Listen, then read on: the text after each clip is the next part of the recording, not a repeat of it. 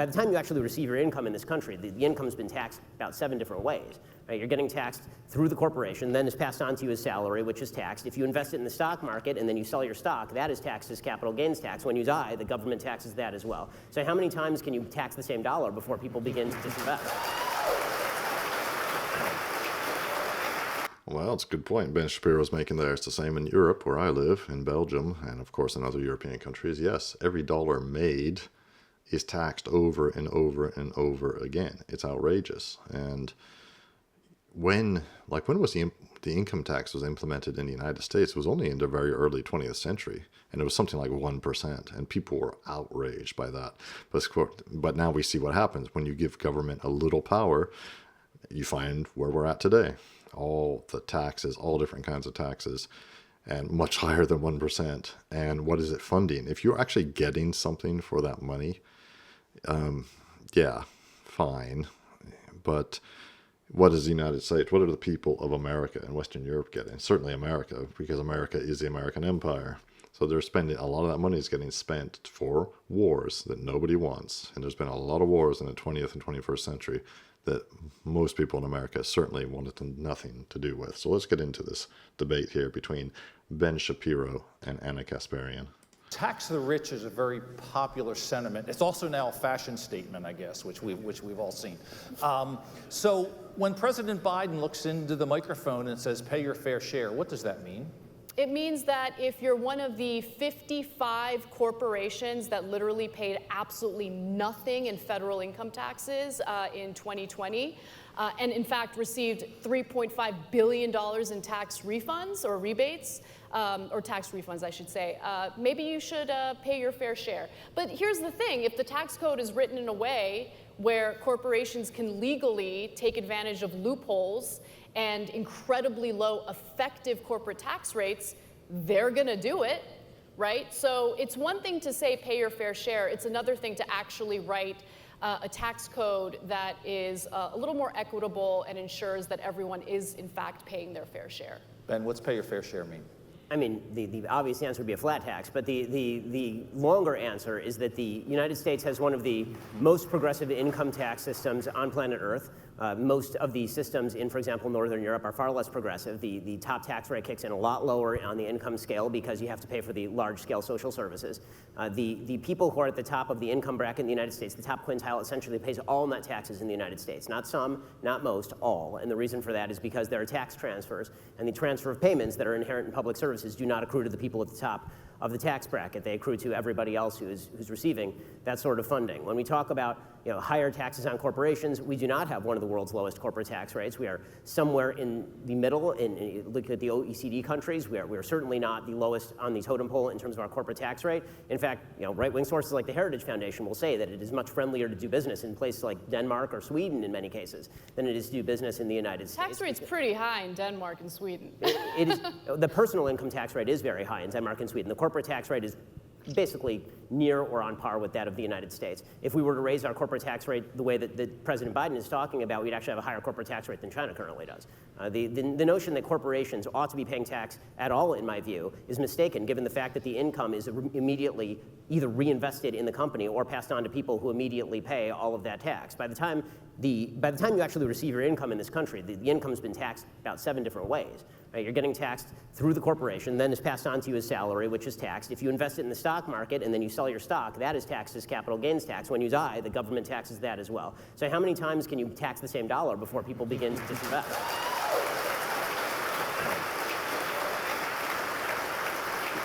Let me... I'd like to respond to that, though. Okay, go ahead. Yeah, go ahead. To argue that the corporate tax rates in the United States are too high, or that, I mean, first off, let me just touch on the comparison you gave regarding progressive taxes in European countries versus the United States. I mean, yes, the taxes might be higher in those European countries, but what do people living in those countries get in return? That's not what he said. He said the corporate tax rate was higher in many European countries, or roughly the same as America, that America does not have a particularly low corporate tax rate. Now, I don't know what it is in the United States, but I have a business in Belgium, have had for many years, and it's roughly 30% corporate tax, if I'm not mistaken. Now, there are other, if you have employees and all that kind of thing, which I've had over the years, you will pay a lot for that here. But the actual tax rate, I think, is probably roughly the same in the States. I'm sure it depends how big a business you are. And of course, if a business has a money losing year, when they lose money, that can be offset as a tax credit against later years when they make money, for example, which is how you hear these stories about big companies like Amazon not paying tax. Well, Amazon made a loss, huge losses for many, many years. So I assume it accrued massive tax credits, which it could then use to offset its tax liabilities when it finally started making a profit. I mean, that's how it works here. Now, I don't know how long those liabilities are how long those credits are good for, how many years you can do that. But that's the kind of thing that ordinary people don't really understand about business tax. And it's even like that here in Belgium, of all places, where taxes are high. Personal taxes certainly are high here. So let's see what Ana Kasparian, but she's already gone off on a tangent. They get incredible childcare. I mean, listen, the average American family, two-income household, spends a whopping 22% of their household income on childcare alone. Well, then maybe they shouldn't. Maybe they should try and restructure things so only one person has to work, and the other person, instead of going to work to pay for childcare and to pay for a second car, can, and to pay for somebody else to raise your child. Yeah, ever think about that? Alone, right? So when you're talking about European countries that offer quality childcare, that, by the way, that opens up the opportunity for people to go to work, something that we should maybe think about as we're dealing with this labor shortage. 64,000 women left the job force in April alone. Not because they want to, but because they can't afford childcare.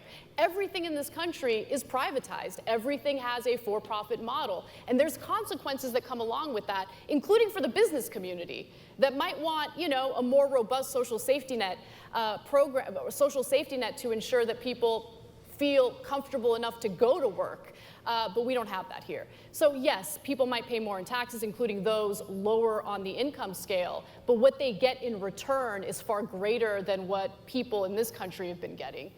The United States has spent, since the beginning of the war on poverty, some $22 trillion in the war on poverty. We spend an awful lot on social services in this country on a per capita level. In fact, it is very much on par with what the European countries spend. It's just not spent particularly well. When it comes to things like childcare, a very young Elizabeth Warren, before she became Senator Elizabeth Warren, specifically wrote about universal childcare, and she said that it actually was contributing to what she called the two-income trap in a book that she wrote in the early 2000s. And what she talked about is the fact that there are a lot of women who, for example, may not want to work, and what you're actually doing is incentivizing people to have to go to work because you are now providing childcare, as opposed to providing a competitive advantage to, for example, families where one parent is working. I agree with you, by the way, that childcare is a very difficult issue. I also agree that this is why we used to have, for example, family structures that were conducive to allowing people to help out. There are many businesses that do provide for some form of childcare. We certainly have many businesses that provide for some form of maternity or paternity leave. The European countries, which obviously have been used as a model by a lot of folks on the left, between 1970 and 1993, they experienced exorbitantly low rates of growth. And the reason for that was because they radically overburdened their social safety net systems. It created enormous social problems. It created enormous immigration problems. They had to scale a lot of those back. And why would it create immigration problems? It created immigration problems because a lot of people were coming specifically for the benefits. Yeah. Okay. Well, yes, that would be to my point, which is it creates more problems very often than it's sure, I guess that's a... Yes, if I put a free donut sign in my shop, people will come for the donut. No, but if you have... That's an excellent point he just made, and she agreed, but now she's trying to think of a way to counter it. If you have a society that actually takes care of its workers, right? If you have a society that makes your life a lot easier, people are going to want to immigrate. It's part of the reason why people wanted to come here. People are going to want to live in countries that have both economic opportunity, but also social safety net programs that, again, just make your... I mean, we talk about freedom. If you look at the World Freedom Index, okay, we like to think of the United States as the freest country. We're not the freest country. You look at that list, we're like pretty low down compared to a lot of these Nordic countries. Denmark is top of that list.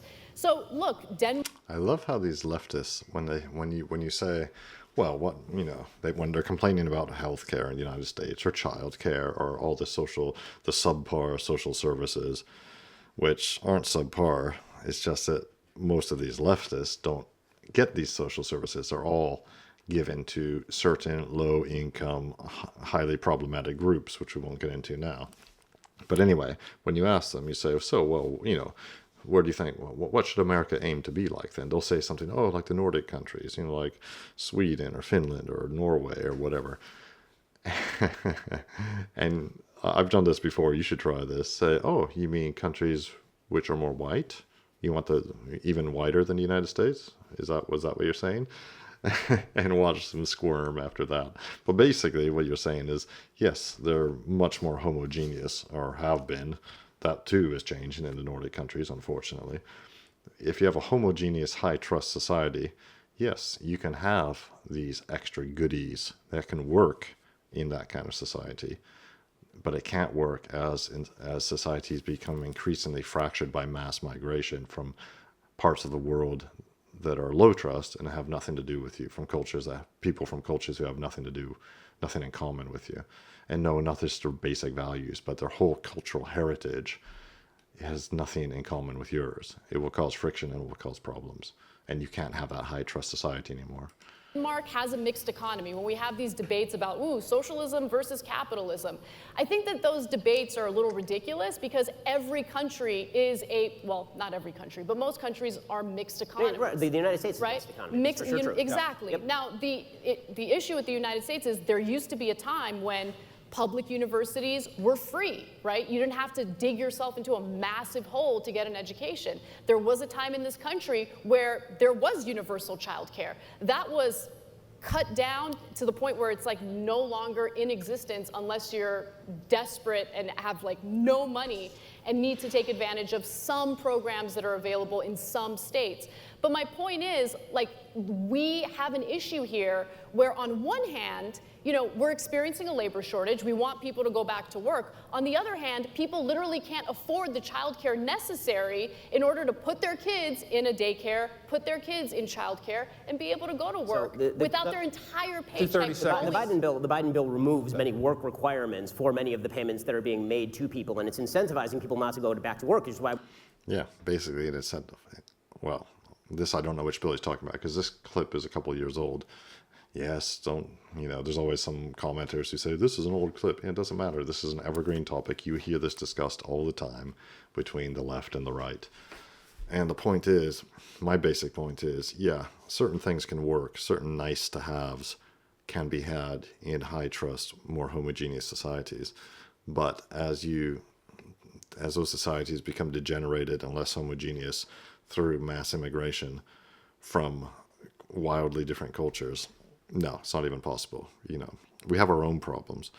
We don't need to import other problems, and we don't need to pay for other people to come. And, people who are looking, this is what's happening in Western Europe in particular, of course. Immigrants come across the Mediterranean from Africa, hit Italy, and of course they don't stay there because Italy's it's got a lot of problems. So they work their way up into Germany, for example, or to Belgium, or to the Nordic countries, where they can get on the dole and they can take advantage of all the gibs, basically. That's just the way it goes. Not every single one, no, but enough of them where it's a problem. Anyway, enough of that right now. Let me know what you think about this. As I said, this is an evergreen topic. It's going to be discussed. I think it'll be discussed more and more, but it'll probably it'll reach a breaking point at some point. But I look forward to your comments. They're very important to me. I read all the comments, in fact, and I'll reply to quite a few. And like and subscribe really helps me grow the channel and continue making content for you.